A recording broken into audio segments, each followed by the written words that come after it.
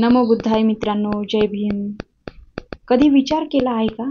एक राजकुमार ज्याच्याकडे सुख, संपत्ती, वैभव सगळं होतं, पण त्याने सगळं सोडून दिलं फक्त एक सत्य आणि ज्ञानाच्या शोधासाठी.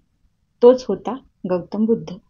राजकुमार सिद्धार्थ जेव्हा बाहेर पडले तेव्हा त्यांनी पाहिलं म्हातारपण, आजारपण आणि मृत्यू.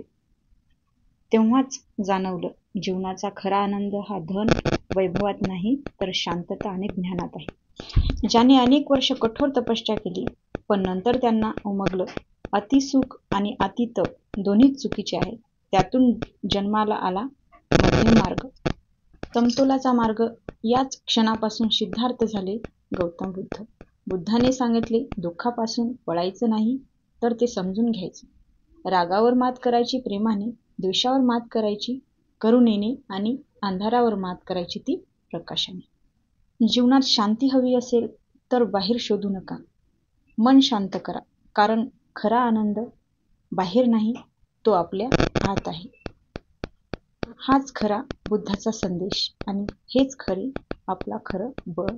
तर मित्रांनो, असे होते ते बुद्धाचे विचार. जर तुम्हाला हा व्हिडिओ आवडला असेल तर लाईक करा, सबस्क्राईब